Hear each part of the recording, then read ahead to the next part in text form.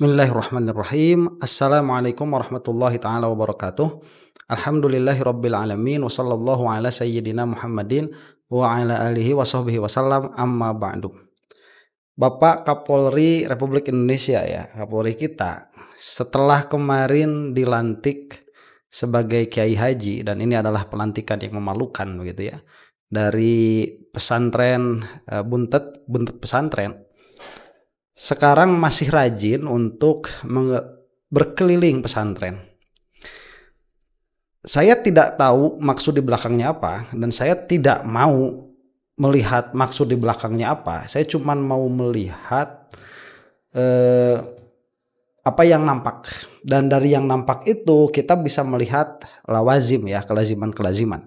Nah, jadi ada fakta-fakta dulu nih. Faktanya, ya, Habib Rizik itu bilang supaya Kapolri diganti. Kemudian faktanya Kapolri ini adalah sisa dari Pak Jokowi.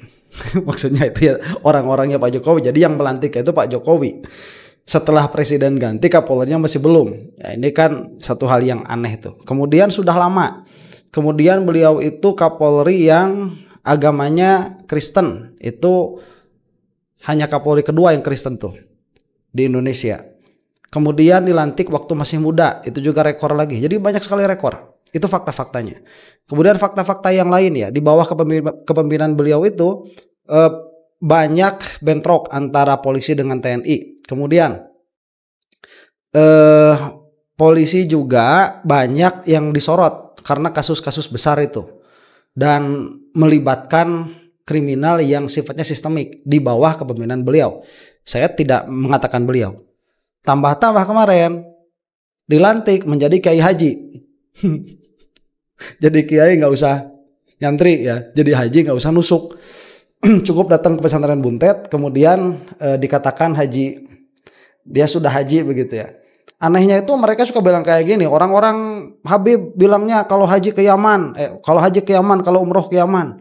Kemudian bla bla bla begitu. Tapi kalau misalkan giliran mereka, ya, yang pro sama si Imad ini mengeluarkan perkara yang aneh-aneh, itu nggak ada yang protes. Heran lah. Nah, saya sebetulnya tidak menginginkan untuk membahas permasalahan politik sama sekali sebetulnya. Tetapi ya, setelah clash antara FPI dan PWLS di Pemalang kemarin, orang-orang yang dari pihak kepolisian, terutama ada yang jenderal, itu sudah tidak malu-malu lagi menampakkan dirinya mengendorse satu organisasi yang sudah dicap oleh Nahdlatul Ulama sebagai organisasi yang dibentuk sengaja untuk berbuat perpecahan, yang mana ini pada saat itu baru saja terjadi clash antara PWLS yang dicap tadi begitu ya dengan FPI yang sudah bukan FPI yang dulu yang dibubarkan, sudah lain ini FPI-nya. Sudah ada badan hukumnya lagi, sudah beda lagi. Itu clash, ada yang terluka, kemudian PWI ini datang ke acara tanpa diundang, mengganggu hak konstitusional kelompok untuk berkumpul. Kemudian ada yang terluka di situ, menjadi berita nasional, tanpa malu Jenderal Bintang 2 datang ke PWLS. Ini sudah menampakkan tidak ada etika sama sekali. Nah, makanya dari sini sebetulnya saya tidak membahas politiknya sama sekali pada channel ini begitu ya. Dari segi politiknya sama sekali tidak. Ini karena masalah nasab ternyata sudah tidak bisa dipisahkan dari permasalahan politik.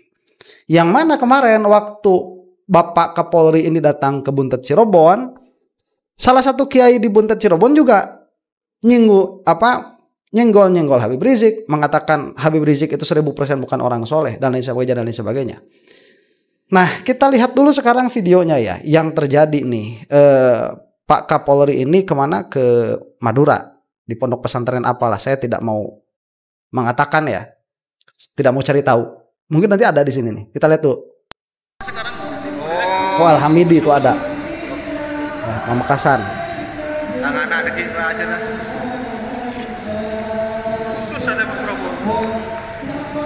Oke, sebagaimana diketahui, Bapak Kapolri ini adalah seorang Kristen, masuk ke pesantren, para santri disuruh berdiri sebagaimana menyambut kiai. Ya, mungkin ini karena sudah jadi kiai. Sudah jadi kiai apa Pak Listio ya namanya itu ya. Sudah menjadi Kiai Haji Listio itu ya. Ada-ada aja. Ini kalau secara saya melihat dari kacamata santri ya, malu. Saya tidak mempermasalahkan agama orang lain apa, dan saya tidak mempermasalahkan dalam pengertian secara hukum negara Indonesia ini adalah bentuk yang tidak melanggar hukum sama sekali begitu. Tetapi dari segi agama, saya melihat dari segi agama begitu, ini memalukan. Izin, malu. Yang jadi santri harusnya malu.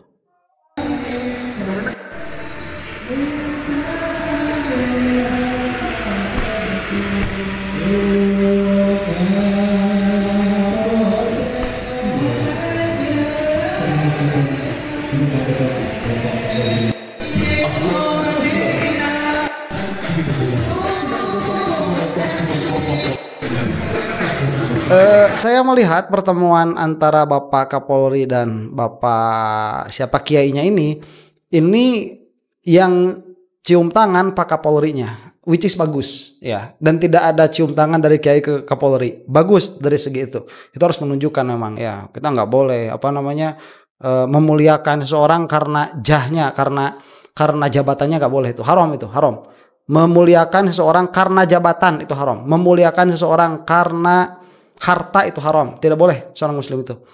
Nggak perlu saya ngeluarin kitabnya ya, kalau mau buka di Jawharatut Tauhid itu ada di dalam pembahasan terakhir tentang tasawuf, karena Jawharatut Tauhid itu ada bagian tasawufnya sedikit.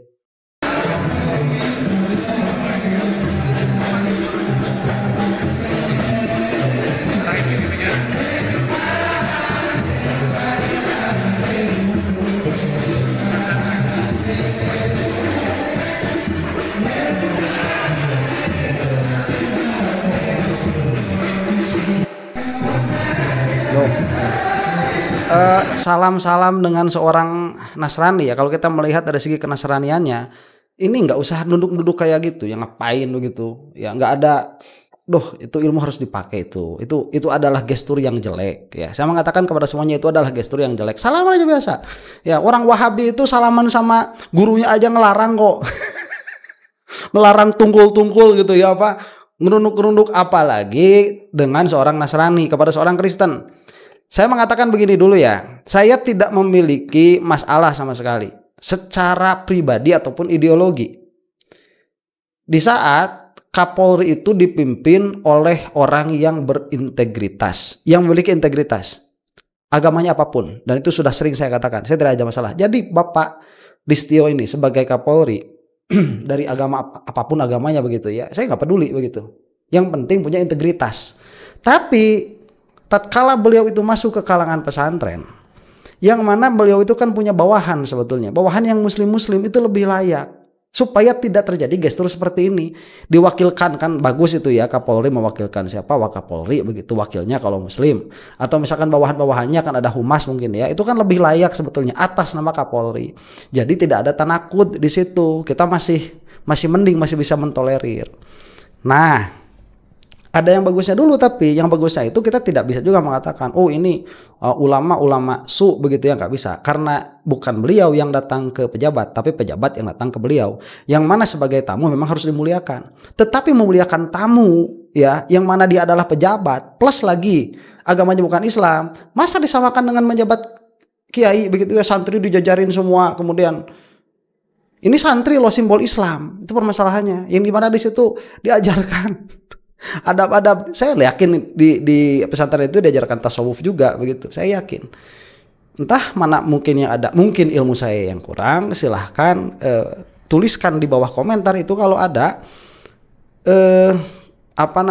sifat atau adab berlaku kepada non muslim atau kepada pejabat sebagaimana memuliakan ulama begitu. Coba ada nggak? Kalau ada berarti saya yang salah begitu. Saya yang kurang literatur tuh. Setahu saya dari literatur yang saya baca tidak ada, tidak boleh, haram.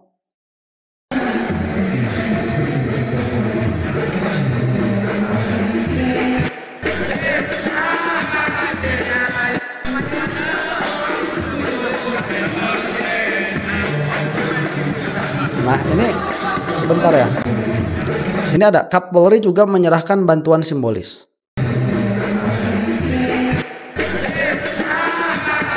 kepada para santri dan anak yatim.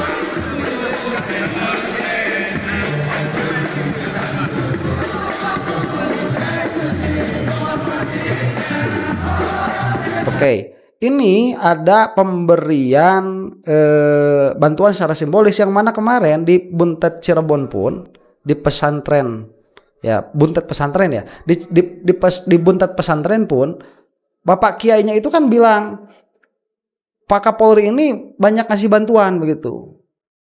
Yang mana ya salah satu programnya itu di Buntet pesantren kemarin kan kata Kiainya, saya nggak tahu itu dari apa yang beliau katakan, mengamplop semua tamu yang hadir. Ya itu berarti kan ada uangnya di situ.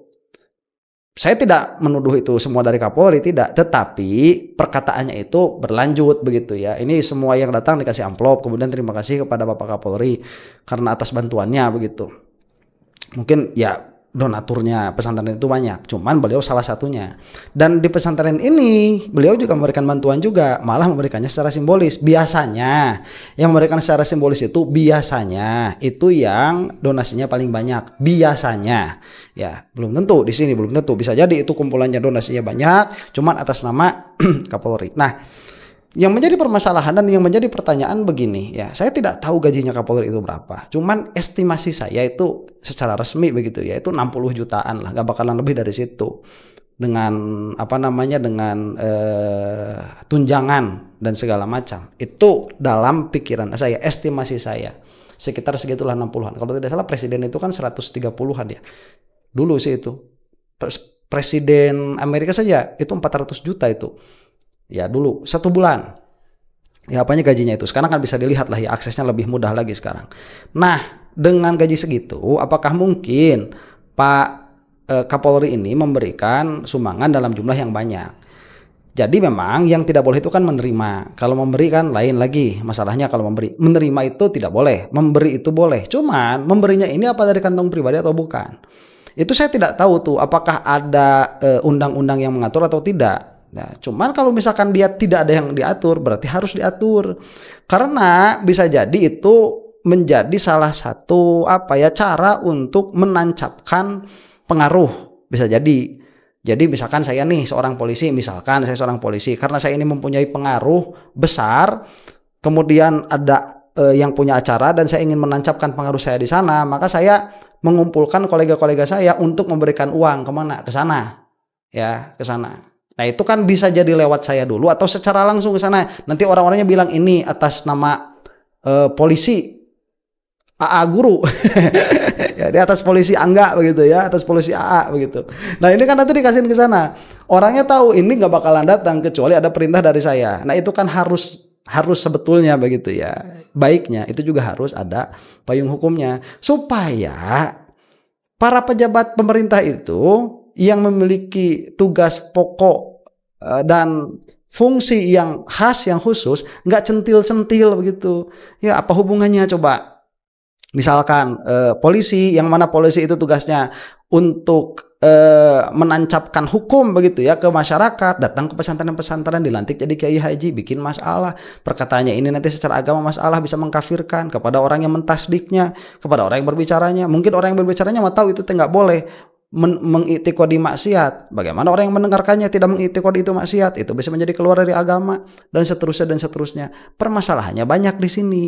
Nah supaya tidak terjadi hal-hal seperti itu, yang centil-centil itu jangan diberi ruang. Itu harusnya ada undang-undangnya begitu ya. Nah kalau misalkan ini salah satu acara yang memang dilindungi oleh undang-undang, memang ini tidak melanggar undang-undang sama sekali, ya sudah, berarti ya selesai, bagus. Ini adalah sebuah gestur yang sangat menarik di luar permasalahan-permasalahan yang saya sebutkan tadi di awal begitu. Nah ini kan kebetulan aja, kok jadi kebetulan lagi rame-rame. Biasanya kalau seperti ini itu saat jam-jamnya politik biasanya. Sibuk kan kesana kemari. Sekarang kan lagi jauh dari politik, tetapi politiknya lagi panas. Ya termasuk dengan masalah Habib Rizik dalam pengertian masalah FPI dan PUILS. Ini lagi ramai kan. Tiba-tiba ke pesantren sana ke pesantren sini. Setahu saya dua pesantren besar dalam acara haul. Kalau sudah jadi 3 kali, wah ini sudah tajarub. Sebetulnya 2 kali juga sudah tajarub tuh. Dia sudah pengetahuan yang didapatkan secara empiris. Kita sudah bisa mengambil satu pola tertentu. Apalagi kalau sampai 3 kali begitu. Nanti kita bikin prediksi. Habis ini nanti ada ke pesantren mana lagi nih. Bisa tuh kita lihat seperti itu.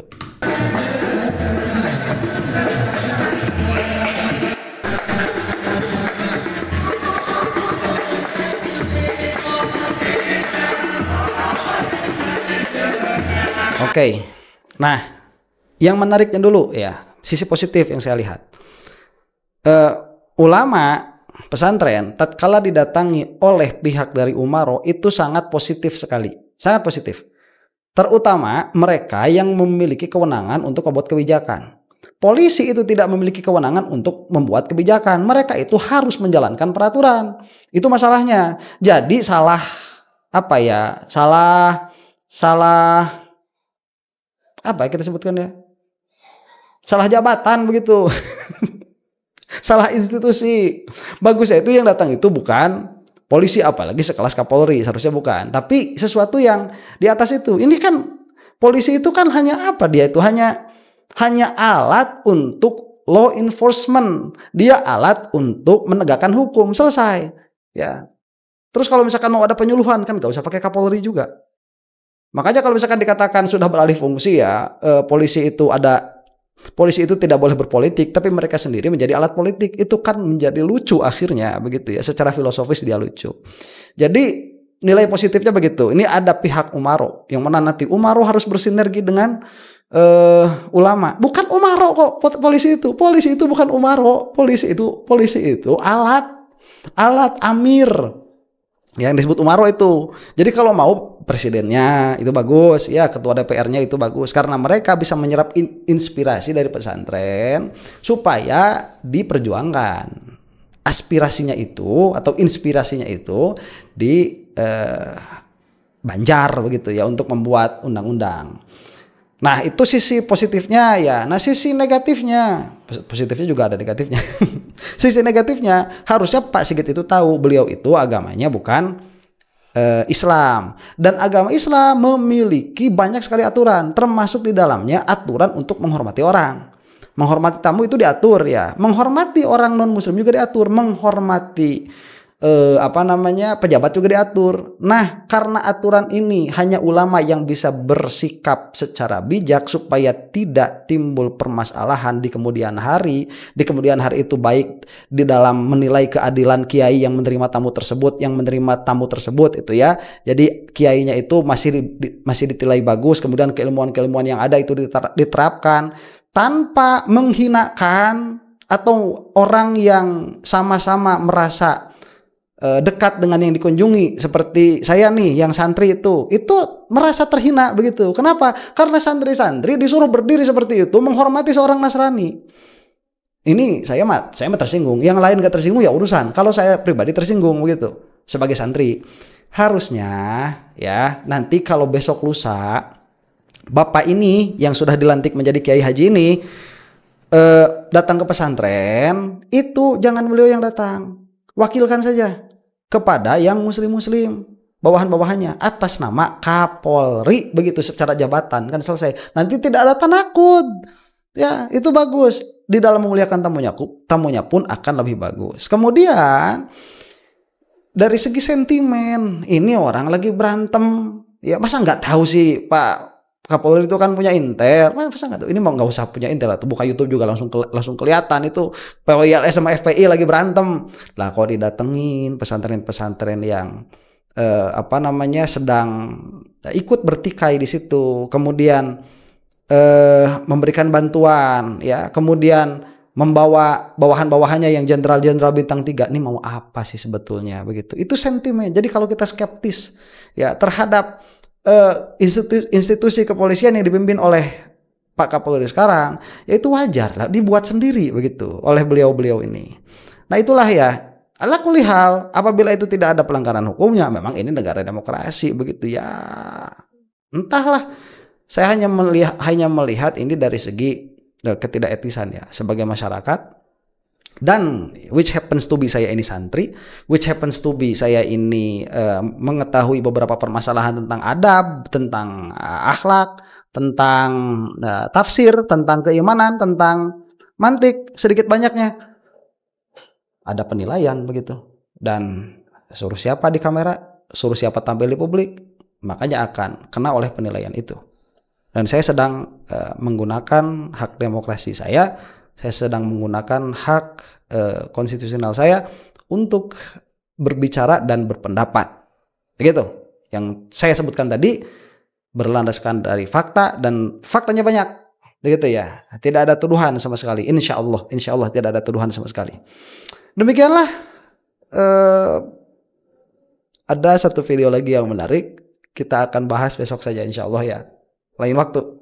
Wallahu ta'ala alam bisawab. Mudah-mudahan Allah memberikan keamanan kepada negara Indonesia dan memberikan maghfirah dan rahmat kepada kita semua. Assalamualaikum warahmatullahi ta'ala wabarakatuh.